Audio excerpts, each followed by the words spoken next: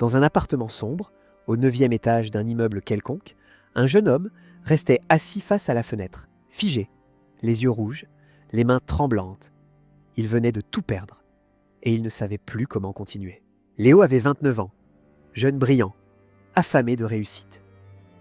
Depuis ses 17 ans, il poursuivait un rêve que peu osaient formuler à voix haute.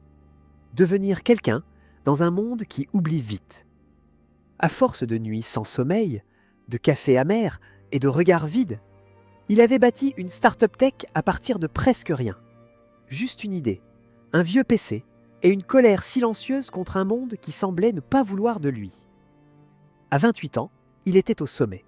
Millionnaire, fondateur célébré, des conférences, des articles, une Maserati noire aux reflets bleutés qui attendait en bas de sa tour de verre, là où il vivait au 31e étage, perché au-dessus de la ville comme pour mieux la dominer. Il avait cru que c'était ça la vie, les dîners mondains, les poignées de main chaudes mais vides, les promesses d'amitié qui résonnaient comme des slogans publicitaires. Il y avait des sourires partout autour de lui, mais il ne le savait pas encore. Aucun n'était vrai. Puis, un matin d'automne, tout a basculé. Ça a commencé par un simple email. Objet. Urgent. Alerte sécurité. Une faille critique venait d'être détectée dans le cœur même de leur logiciel. Quelques lignes de code négligées. Quelques lignes seulement. Mais suffisantes. En moins de 2 heures, une attaque ciblée, un piratage, des données clients volées. Des centaines de milliers d'identités exposées. La presse s'en empare, les investisseurs paniquent, son téléphone explose de notifications, d'appels, de menaces voilées. Il tente de gérer, de rassurer, de reprendre le contrôle, mais le contrôle, il ne l'a plus. Ses associés se retournent contre lui. Un communiqué public est publié, sans son accord. Il y lit « Nous condamnons fermement la négligence technique qui a mené à cette crise. » Son nom est là, en gras. Et comme un effet domino, tout s'effondre. Les contrats sont gelés, les clients partent, les banques appellent, les portails financiers titrent. Léo Marchand, le prodige déchu de la tech française. Il ne reconnaît plus rien, pas même son reflet dans la vitre de son bureau vide. Mais le pire n'était pas encore arrivé. Ce soir-là, alors qu'il tente de comprendre ce qui vient de lui arriver, le téléphone sonne une dernière fois. C'est la voix de son petit frère, tremblante, brisée. « Léo, maman a fait un accident vasculaire cérébral. Elle est à l'hôpital.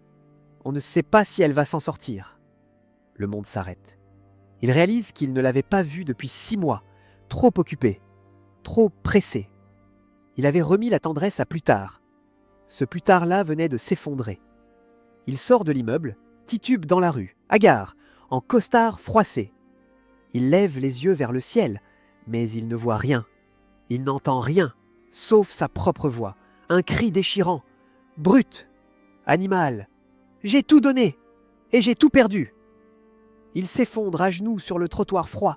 Les passants l'évitent, le regardent, mais ne s'arrêtent pas. Personne ne s'arrête jamais pour ceux qui tombent de haut. Le sol est dur, l'air est glacial, et dans sa poitrine, un vide immense. Ce soir-là, le roi est mort, ou du moins, ce qu'il croyait être un roi.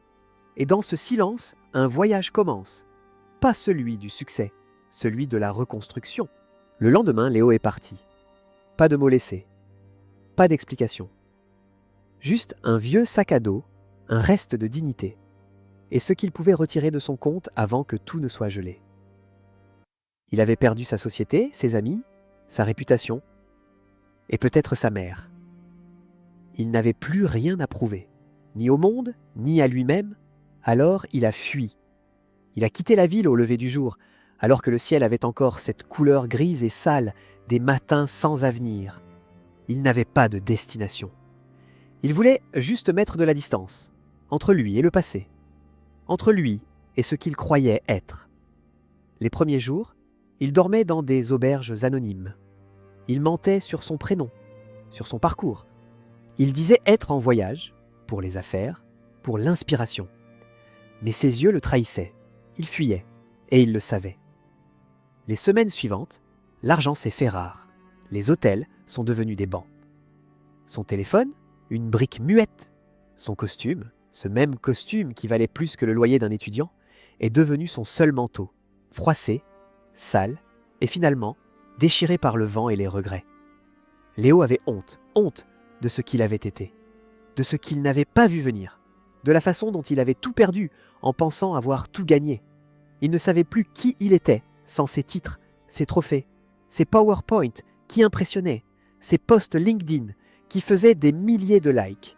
Il se regardait parfois dans les vitrines des magasins. Il ne se reconnaissait plus. « Est-ce que j'existe encore si personne ne m'applaudit ?» pensait-il en silence. Chaque jour était une survie. Chaque nuit, un combat contre le froid, contre le vide, contre les voix dans sa tête qui lui répétaient qu'il était fini. Le succès l'avait porté comme un roi, mais la chute l'avait laissé seul comme un chien errant. Puis, un soir d'hiver, il marchait depuis des heures dans un petit village oublié du monde. Le vent hurlait entre les ruelles pavées. Il grelottait. Il n'avait rien mangé depuis 2 jours. Son front était brûlant, son souffle court. Il a titubé, trébuché, puis il s'est écroulé. Sur le trottoir, là, devant une boulangerie fermée. Les passants sont passés, sans s'arrêter. Certains ont détourné les yeux, d'autres ont accéléré le pas. Un homme bien habillé a même soupiré. Encore un paumé. Mais une silhouette s'est arrêtée. Un vieil homme vêtu d'un manteau en laine élimée, une écharpe nouée maladroitement et des yeux usés par le temps mais brillants d'une étrange chaleur. Il s'est approché, lentement, sans crainte. « Tu n'as pas froid, garçon ?» dit-il d'une voix douce. Léo n'a pas répondu. Il ne pouvait plus. Il tremblait. La fièvre brouillait ses pensées. Le vieil homme s'est penché, a posé une main sur son épaule. Ferme, présente. « Ce n'est pas ici que tu dois mourir. Viens !» Et pour la première fois depuis longtemps, quelqu'un ne l'a pas jugé, mais tendu la main. Ce n'était ni une salle de conférence, ni une interview, ni une accolade mondaine. C'était juste un geste humain, simple et vrai.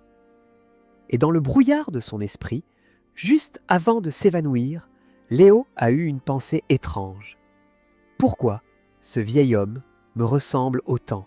Il s'appelait Marcel, un prénom oublié dans les vieux calendriers. Le genre d'homme qu'on ne remarque plus, qu'on croise sans vraiment voir. Il devait avoir plus de 70 ans.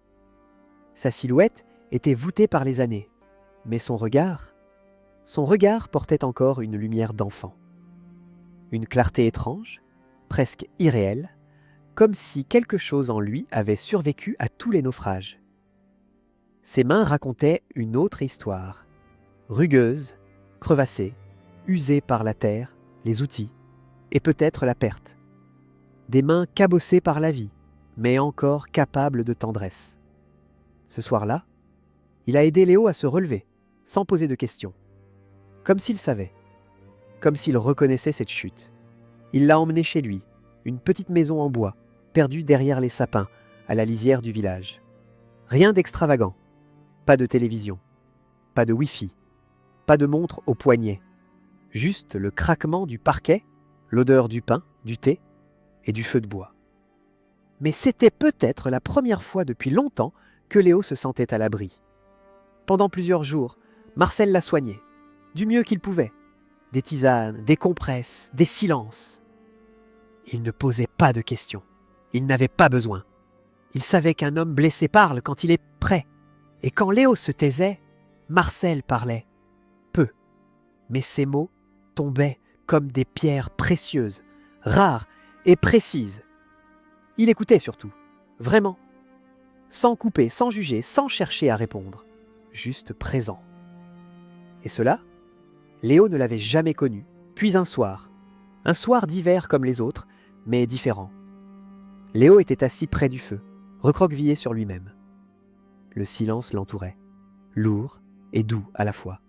Il pleurait, sans bruit. Pas comme avant, pas dans la rage, non. Une douleur plus calme, plus profonde, un deuil intérieur. Marcel l'a regardé un moment, puis il a murmuré d'une voix lente, presque comme une prière. « Tu sais, moi aussi, j'ai tout perdu. Il y a longtemps. » Léo n'a pas réagi tout de suite. Les flammes dansaient dans ses yeux, mais son souffle s'est suspendu. « Ma femme, mon fils, Mon travail, toute ma vie, partie en quelques mois. Léo a tourné la tête lentement, le regard embué. Et tu vis comme ça? Seul, dans ce silence? Marcel a esquissé un sourire, à peine visible mais profond. Seul? Non, libre. Il a laissé un instant passer. Puis il a ajouté, presque en chuchotant, en regardant les braises, « On croit que ce qu'on perd nous définit. Mais ce n'est pas ce qu'on perd qui compte, Léo. C'est ce qu'il nous reste quand il ne reste plus rien. » Le feu a craqué. Une larme a coulé sur la joue de Léo. Mais cette fois, elle n'avait plus le goût de la chute. Elle avait le goût d'un commencement. Ces mots ont résonné en lui comme une onde. Pas comme un coup de tonnerre, plutôt comme une claque douce, celle qu'on reçoit non pour être puni, mais pour enfin se réveiller. Pendant des années, Léo avait vécu à 100 à l'heure, le regard toujours tourné vers ce qu'il voulait atteindre, jamais vers ce qu'il possédait déjà. Mais là, dans cette cabane de bois, il n'y avait nulle part où courir, rien à prouver, et personne à impressionner. Alors, il a ralenti. Les semaines qui ont suivi furent comme une retraite invisible, un effacement lent de l'ancien lui. Il a appris à couper du bois, pas comme un exercice de survie, mais comme un acte de présence. Ressentir le manche dans ses mains, entendre le bruit sourd de la hache dans la bûche, sentir l'odeur de la sève. Il a appris à cuisiner avec 3 fois 0, à faire du pain, à laisser mijoter, à attendre. Il a appris à rester en silence, à ne pas remplir chaque vide de bruit, d'images ou de notifications.